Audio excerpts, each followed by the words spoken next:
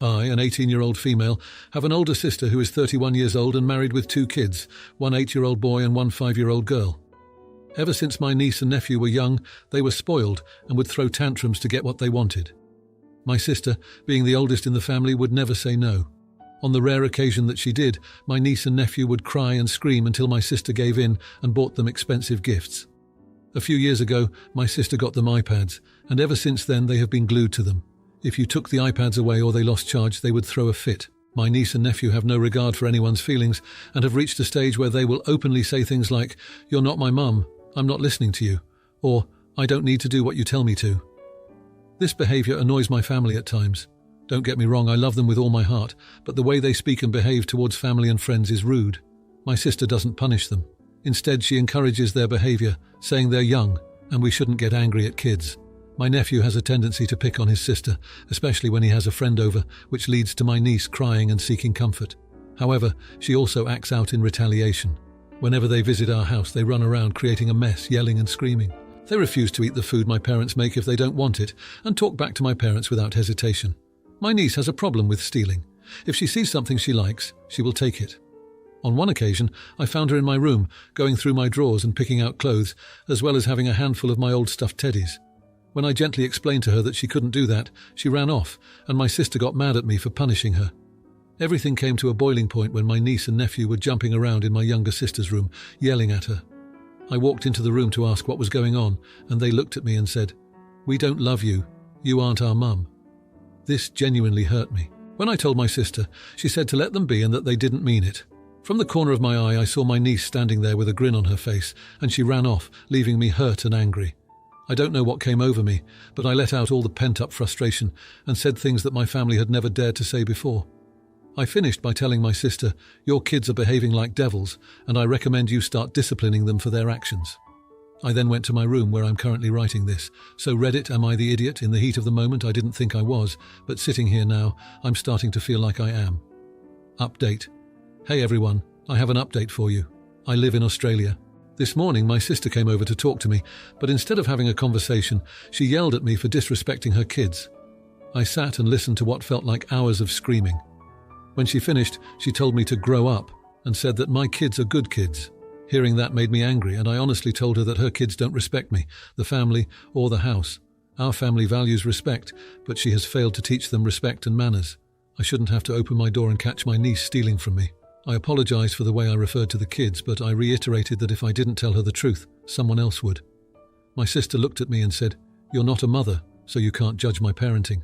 It's true that I'm not a mother, but I had to explain to her that even though I'm not a mother, I can't just stand by and watch my niece and nephew grow up to be disrespectful people. If they're willing to be rude and mean towards their own family, what will happen to them in the real world or at school? I can't help but worry about them as their behavior is getting worse. My sister, as well as her husband, need to be held accountable for their actions. I reminded her that if she came over just to yell at me, it shows where her children learned their disrespectful attitude. I suggested to her that she try new tactics, like teaching them that stealing is wrong, setting limits on their screen time, and learning to say no to them. She looked at me with disgust and left. The entire family is on my side in this situation and commended me for saying what they've all been wanting to say. However, I feel like my sister will never listen or change, especially when it comes to her children. Now, for a few comments before the update. Comment 1, not the idiot, spoiled children are the worst, but reading this post without paragraph breaks was pretty rough too. Comment 2, not the idiot, your sister is an AH for not parenting her little brats properly. Now, for the update. After my sister stormed out, things went quiet for a while. I thought maybe, just maybe, she'd take some time to reflect on what I'd said, but I guess I was too hopeful. The next few days were tense, to say the least. My sister didn't call or text, and I started to feel guilty for causing a rift in the family. I missed my niece and nephew despite everything. Then, out of the blue, my sister showed up at our house again. This time, she brought the kids. I was surprised, to say the least. She asked if we could talk, and I agreed, hoping we could finally sort things out.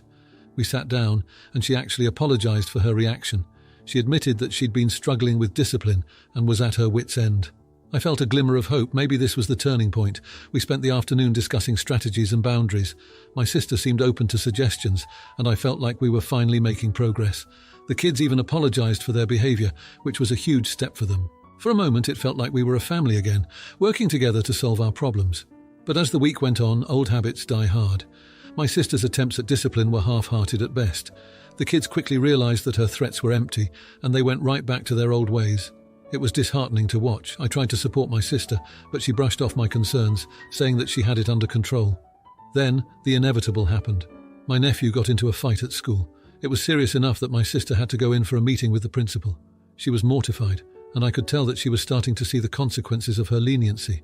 But instead of taking it as a wake-up call, she became defensive. She blamed the other child, the school, everyone but herself and her son. The family tried to rally around her to offer support and advice, but she pushed us all away. She said we were ganging up on her, that we didn't understand what it was like to be a parent. The tension was back, thicker than ever. My parents were heartbroken watching their daughter and grandchildren spiral out of control. And then, the saddest resolution of all. My sister decided that the best course of action was to cut ties with the family. She said we were toxic, that we were the reason her kids were acting out. She packed up her things and took the kids to stay with a friend. We were all stunned. I never thought it would come to this. I sit here now in my room, the same place where I wrote that first post, and I can't help but feel like I've lost a part of my family. I worry about my niece and nephew, growing up without the love and support of their grandparents, aunts and uncles. I worry about my sister alone and struggling to cope with the challenges of parenting. I keep replaying the past week in my head, wondering if there was something I could have done differently. But deep down, I know that I spoke the truth. It's just a shame that the truth wasn't enough to bring us together. Instead, it tore us apart. Now for the comments. Comment 1. Oh honey, you've stumbled into a real-life episode of Toddlers and Tiaras, the home edition. It's like trying to teach a cat to swim. You can only do so much before you get clawed. You're not the bad guy for wanting to save the Titanic from hitting the iceberg, but sometimes you just gotta let Jack and Rose float on their own door. Comment 2. It's tough when love gets tangled in a web of unruly kiddos and stubborn sibs. Maybe suggest a family meeting with a neutral mediator. Could be a professional or an Uncle Bob everyone respects. It's like bringing in a referee to a food fight. Things might actually get cleaned up. Now for the next story, I'm 17 years old. My sister, Cassie, 22 years old, is one of those people who is a bully to everyone and justifies it by saying, I'm just keeping it real. She clearly knows it's wrong, by the way, because she only does it to family when nobody who could affect her school professional reputation is watching. It's obvious no one in the family likes Cassie's bad attitude, but usually no one says anything because then Cassie gets overly defensive and turns it into a huge fight with yelling, and my family doesn't want to deal with the drama. My family actually celebrated Thanksgiving last week at my grandparents' house, since we're all going to be in different places on the actual day. During dinner, Cassie looked over my cousin Molly's 15 years old shoulder and saw she was reading a webcomic. Then Cassie started talking about how the webcomic is overrated, calling Molly basic and making fun of her for reading it. I was especially irritated because I really like hanging out with Molly, but she and her parents are rarely willing to visit in person because Cassie's always causing issues like this. I told Cassie that Molly's allowed to like what she likes, and there's no reason to be rude when Molly wasn't bothering anyone. Cassie made an excuse like, well, I'm just being honest, and I told her that she doesn't have the excuse of just being honest because nobody asked for her opinion in the first place. Cassie got angry and started going off about how you may be too dumb to know, but she has free speech and doesn't need permission to speak, which was literally not the point at all. My mum asked me and Cassie to just drop it, but Cassie kept trying to get the last word in. I got fed up and snapped at Cassie. I told her she bullies everyone and no one says anything because they don't want to put up with the drama, but I'm sick and tired of her being a jerk to everyone, which was all something I've wanted to tell Cassie for a long time. Cue the yelling and waterworks from Cassie. She went on about how no one ever lets me talk. No one listens to her opinion, blah, blah, blah. She tried using guilt to get people on her side, and the whole night was tense after. When we got home later, my mum told me that I humiliated Cassie and that I am in the wrong. She said she knows Cassie is frustrating, but I know that's just how my sister is, and I'm supposed to ignore her. And I gave everyone a headache by provoking her and causing the drama of her crying and yelling at Thanksgiving. It's been a week and Cassie is still in a bad mood.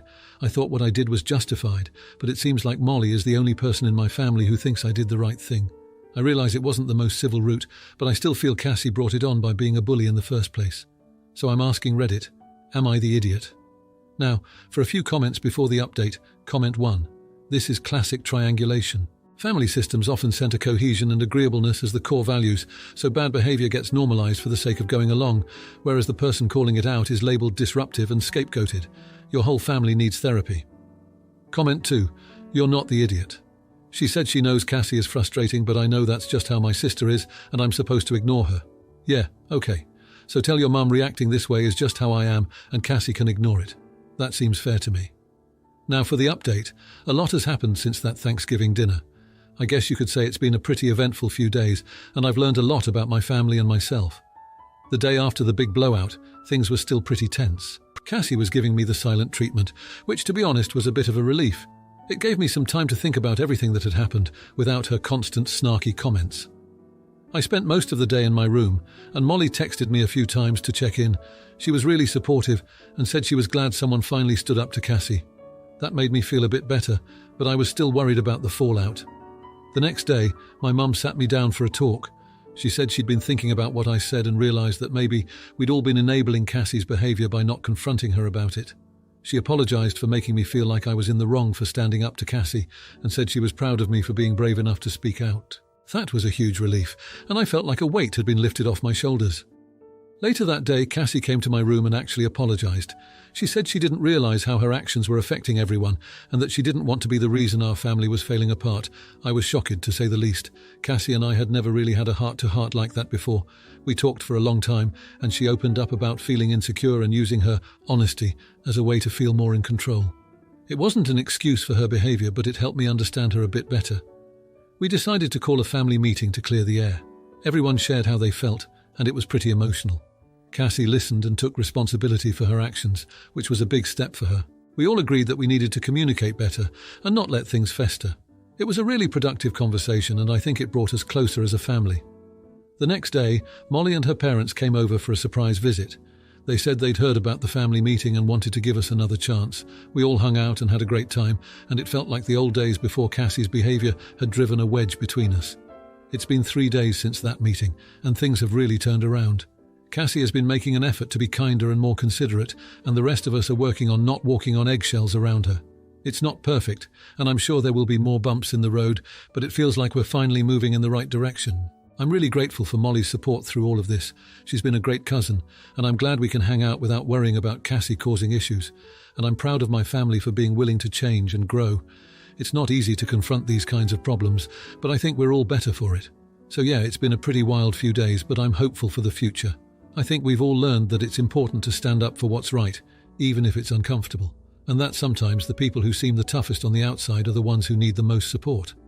Now, for the comments. Comment 1. Hey, it sounds like you've been dealing with a lot.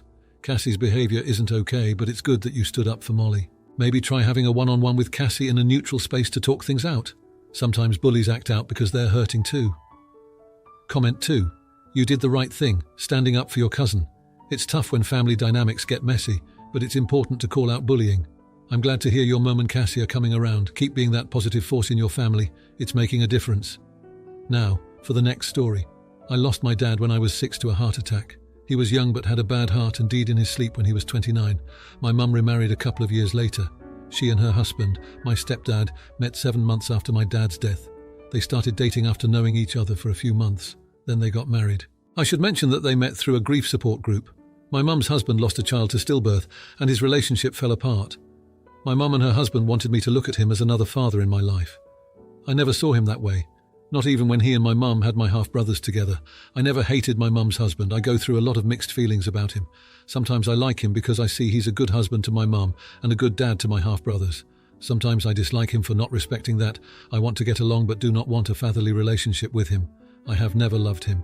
He has never gotten to be someone I consider actually important to me. I think because throughout the negative has always outweighed the positive. What doesn't help is he will often tell me he loves me, but also goes into how he lost his bio daughter, and that makes him love me more. And then he also brings up that losing my bio dad means I need someone else to fill that role. He told me a young child who loses a parent cannot decide they never get a new one. They need to do their best to make the relationship as close to the original one as possible. I have asked him if it isn't enough to just be friendly and on good terms. My mum asked me before why I need to show more loyalty to my dad than to her and her husband, and why I can't let him in enough to be that second dad so everyone else can be happy. She told me she knows I would be happier if I had another person filling the role Dad left behind. She said it doesn't mean he replaces Dad, but it means I also have a dad here, now that I'm in my 20s and I'm engaged to be married. I asked my mom if she would walk me down the aisle at my wedding, and she freaked out and told me I needed to ask my stepdad. She told me that asking her would crush him. Of course, he walks in as she's still being very loud, and when he realised what was going on, he told me it would mean the world to him to fill the father of the bride role and do both parts of walking me down the aisle and performing a father-daughter dance at the wedding. My mum pestered me about it for days afterward. So I asked if we could meet up, and I told her I will give her what she wants, but I need her to understand this is not for me. It's not what I want. It's not making me happy, and it will not change how I feel about her husband, no matter how much she wants it to. But I told her if it's that important, I will do it. She called me manipulative for spewing all that before formally agreeing, and told me I had managed to shoot on my doing a good thing. Am I the idiot? Now, for a few comments before the update. Comment 1. Not the idiot. You should walk down the aisle by yourself and get something of your dad's or something that reminds you of him and have it on you somewhere hidden or not. Please do not be a people pleaser. Please celebrate this day you want to. Comment 2. Not the idiot. Also, you could just not have anyone walk you down the aisle. It's pretty old-fashioned, the idea that parents own a woman until they give her to the husband. Now, for the update. So, I went through with it. I let my stepdad walk me down the aisle. It was awkward, to say the least. I could tell he was trying to be all emotional and fatherly, but it just didn't click for me. I felt like I was in some weird play where everyone knew their lines but me. My mum was beaming, though, like she'd won some kind of prize. I guess in her eyes she did. The wedding was a blur, but the reception, that's where things got real. The father-daughter dance was up, and there I was, in the middle of the dance floor with my stepdad. The music started and he was getting teary-eyed. I just couldn't. I mean, I was there physically, but my mind was somewhere else. I was thinking about my dad, the one I lost when I was 6. It felt like I was betraying him in some way, and I just started crying. Not the cute, single-tear kind of crying. No, this was the ugly, can't-catch-your-breath kind. Everyone was staring, and I could hear the whispers. My stepdad, he stopped dancing and just held me. And for the first time, I didn't push him away. I let him comfort me, and it was nice. Not life-changing, but nice. After the dance, we sat down, and he did something he'd never done before. He apologized. He said he was sorry for pushing so hard to be my dad when he should have just been there for me in whatever way I needed. That was a surprise. I didn't know what to say, so I just nodded. The next day, my mum and I had a long talk. She cried, I cried, and we both said things we'd been holding back for years. She admitted she was wrong for trying to force a relationship between me and her husband. She said she just wanted me to be happy and thought that was the way to do it. I told her I understood, but that I needed her to accept that my feelings were valid too. It was a rough conversation, but it felt like we'd finally broken through some wall that had been between us for years. My husband has been my rock through all of this. He never pushed me to do anything I didn't want to do and just supported me. After the wedding, he told me he was proud of me for handling everything with such grace, even when it was hard. That meant a lot to me. He's been amazing, listening and just being there. I feel like this whole ordeal has brought us even closer, if that's possible. The days after the wedding were a mix of relief and awkwardness. My stepdad was trying to give me space, but you could tell he was unsure of where he stood. I decided to clear the air. I invited him for a coffee, just the two of us.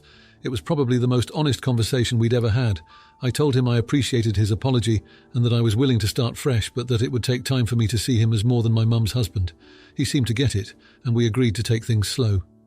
It's been 3 days since that coffee, and things are different. Not magically fixed, but there's a sense of understanding that wasn't there before. My mum has backed off, and I can tell she's trying to respect my boundaries. My stepdad has stopped with the I love yous and the talks about filling my dad's shoes. It's like we're all learning how to be a family in a way that works for us, not just for one person. I'm not saying it's perfect. There are still moments of tension and times when I miss my dad so much it hurts. But there's also this new sense of hope that maybe, just maybe, we can get to a place where the good outweighs the bad. It's going to take work and it's going to take time, but for the first time in a long time I feel like it might be possible. And that's something, right? Now for the comments. Comment 1. Oh honey, navigating the emotional minefield of blended families is tougher than trying to do a Sudoku puzzle with a blindfold on. Not the idiot for feeling your feels, but remember, life's too short to play emotional tug-of-war.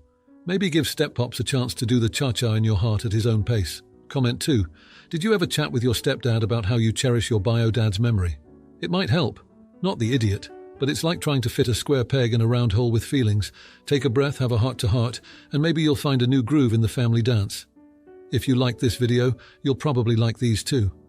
Also, while you're here, please consider subscribing. It's your support that keeps this channel alive and allows me to make better and longer videos. Have a great day.